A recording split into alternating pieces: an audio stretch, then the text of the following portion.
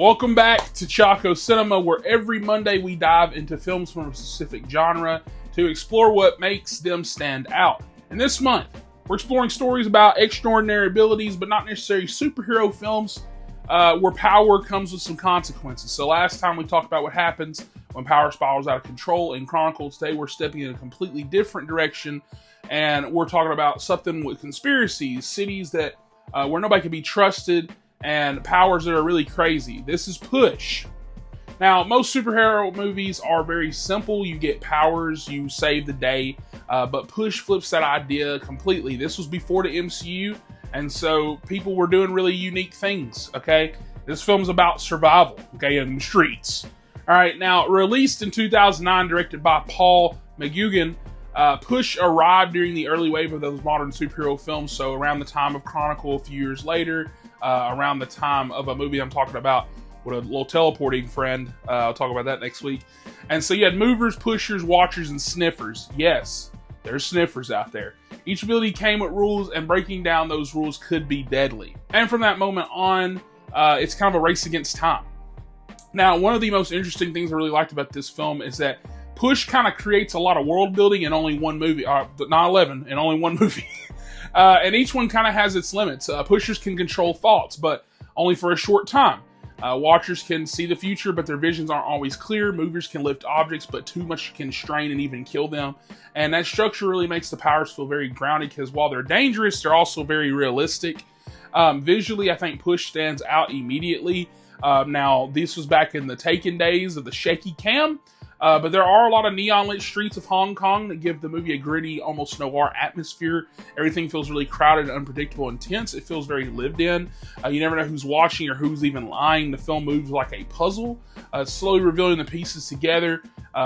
Some of the twists don't really fully work out, but it still is like a puzzle. At the center of the story is Cassie, like I said, played by Dakota Fanning. She is a watcher, and so she's able to glimpse possible futures. What makes her compelling isn't necessarily her power, it's her confidence as a young character. Cassie isn't sitting there waiting to be saved. She's the one steering the story going forward. She's planning moves before anyone else really understands the game.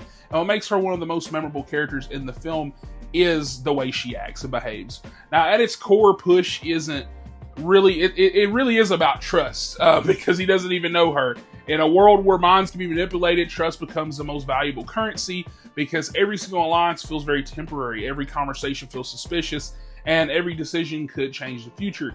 And this movie asks one simple question: how do you trust anyone? Really, reality itself can be rewritten. I remember seeing this film in the theaters. When this movie first released, it definitely did not become a massive hit. I remember talking to people at school about it. I was like, guys, Push is really cool, isn't it? I was trying to act like I was pushing, and people were like, what the hell are you talking about?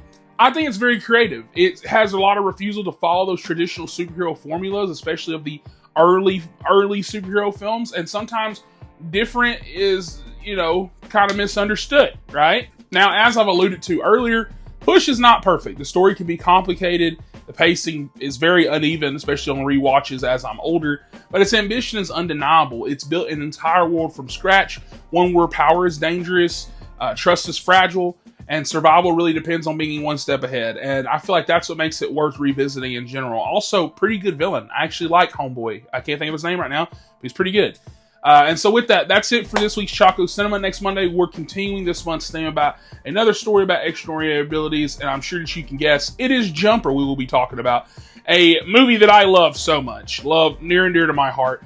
So let me know down in the comments below which power from Push would you want, and which one would scare you the most. Also want to take a moment to thank my Patreon producers. Thank you guys for supporting the show and the channel in general.